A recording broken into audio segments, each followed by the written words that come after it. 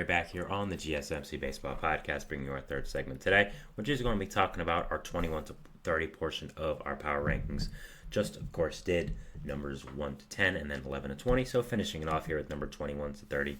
Obviously, these aren't as interesting of teams because, of course, 11 to 20, 1 to 10 are the much better teams, but I still think these teams bring up interesting topics, are fun to talk about, and yeah, we'll be going over them, so let's get into it.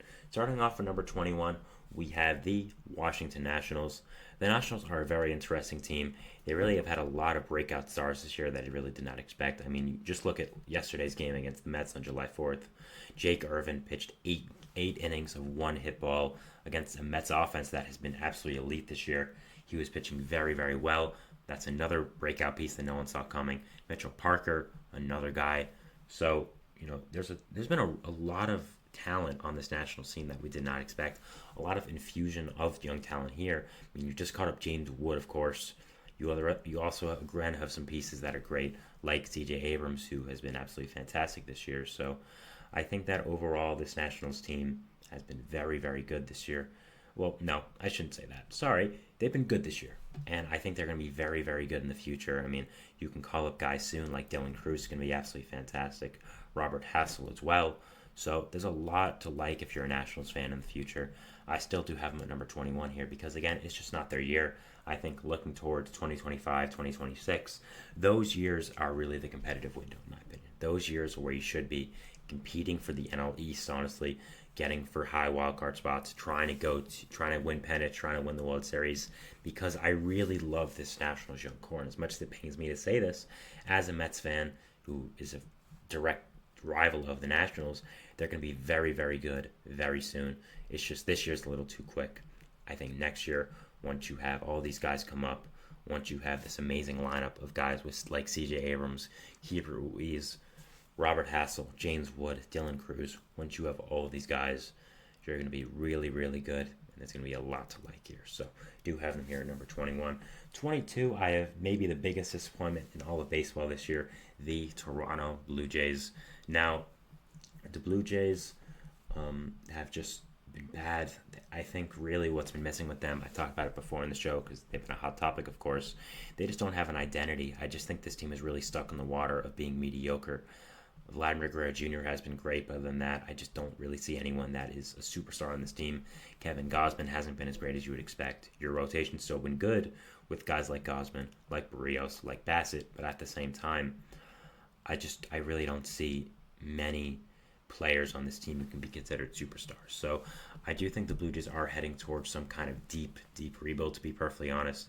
There are some nice prospects who can come up, like a Ricky Tiedemann, but I just don't think there's anyone that is going to be really saving the franchise, quote unquote. You might have had that guy in Arovis Martinez, who I thought would be very, very good, but he, of course, got popped for PEDs after one game in the big leagues. So just really nothing's going right for the Blue Jays right now. One of the biggest disappointments of the entire year, and I do have them here at number 22. Number 23, I have the Tigers. Man, I really thought the Tigers would make a step up for this year.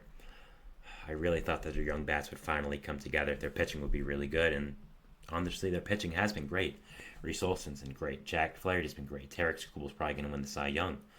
But, man, their offense has just not been good. You relied on guys like Colt Keith, Parker Meadows, Spencer Torkelson end up being really good impact players this year. And Meadows is in the minor leagues. Torkelson's in the minor leagues.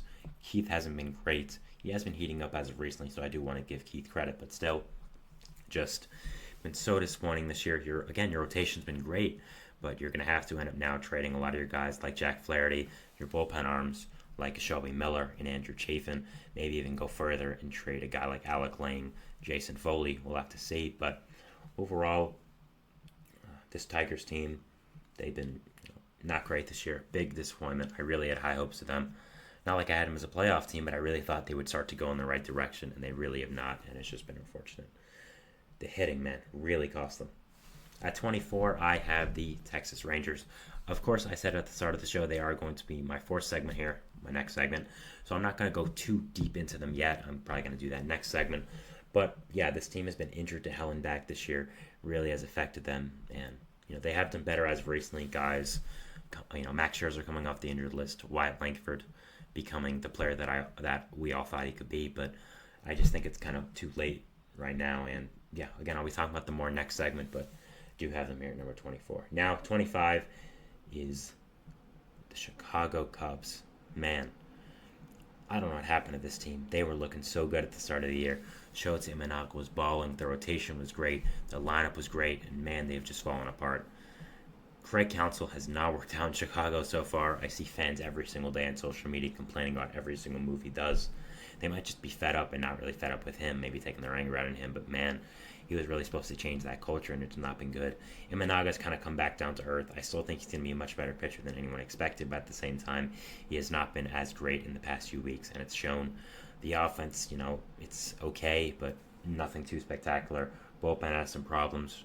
Rotation is at. Javier Osawa just placed in the injured list. Ben Brown's been down there for a little while, so yeah, Cubs are coming back down to earth. I don't know what to do about this team. I think there's a lot of question marks they have to answer for the future. And yeah, it's going to be very, very interesting to watch what ends up happening with this team and what is going to be the future of them. All right, now going into 26, we have the Los Angeles Angels of Anaheim. The Angels are interesting. I really thought there would be a lot to like after this year. I thought there would finally be a core building for this Angels team, but nah, they've not been great. I mean, you have Kevin Pillar batting third today. Yikes, against the team I just mentioned, actually, the Cubs. That's interesting, but yeah, this team, there's not a lot to like here. This franchise is just deep, deep into the abyss. Mike Trout, if you're hearing this as a baseball fan who represents baseball fans all around the world, please get out of there. Please, go to a team that is competitive. We want to see you on a playoff team. Ohtani's going to play in the playoffs this year. We're stoked for that. Do you understand how much that's going to grow baseball? Just please get out of there. But man, this team is fueled by bad contracts, busts of prospects who are good but are never going to do anything great because they're on this franchise. Pitching staff that is absolutely horrific. So yeah, this Angels team is rough, man. This franchise is rough, and yeah, just a big disappointment over these past few years. And again, I thought there would be something to like after this year. I thought there would be some good pieces. Zach Neto, I thought was good. Logan O'Hoppe, I thought was good. Nolan Schanuel, I thought was good. Mickey Moniak, and these guys have been okay, but they haven't been enough to really steer this team in the right direction. I think Trout getting hurt really man, I think Trout really getting hurt was just the way of telling them, okay, this season's done. And yeah, it's been rough, and yeah, not a good time to be an Angels fan. I don't know if it ever has been, to be honest. Now, going into the last four teams here, as I've said before, these teams are the worst of the worst. They are absolutely horrific, horrible, awful, any words you can say, and that's why they're here. So if your team's at 27 instead of 30, or 28 instead of 27, these four teams are really bunched together. I really don't see a difference. 27, I have the Oakland A's. They have Mason Miller and Brent Rooker. After that, everyone's bad. 28, the Colorado Rockies. They have Ryan McMahon. He's really good. 29, Miami Marlins. They're going to trade everyone. Everyone who I mentioned that's good is probably going to be traded by the next few weeks or so. So I'm not really going to mention anyone. And then 30, Chicago White Sox. Again, White Sox, all the good players they have are gone. Garrett Crochet is going to be gone. Luis Roberts is going to be gone. Tommy Pham's going to be gone. Everyone's going to be gone.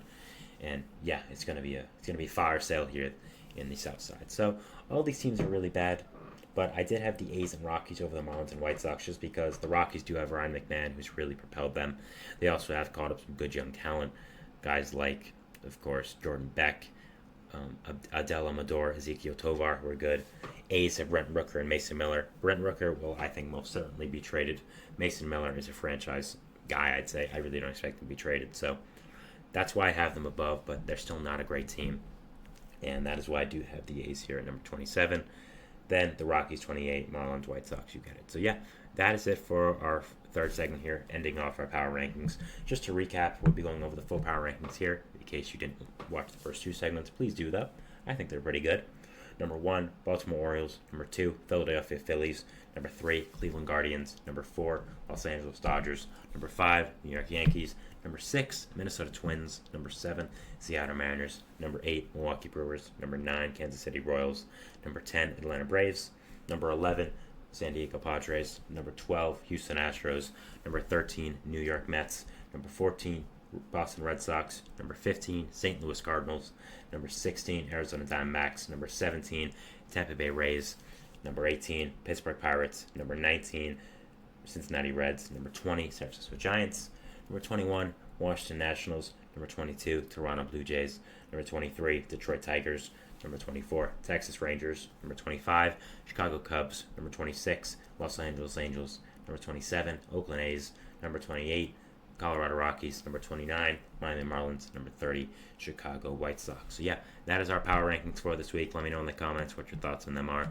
Moving into our fourth segment here, which is going to be talking about the Rangers and their trade deadline, what they should do, my overall thoughts on them. So yeah, I'll be going over that, and we'll see you after the break. So thanks, and bye.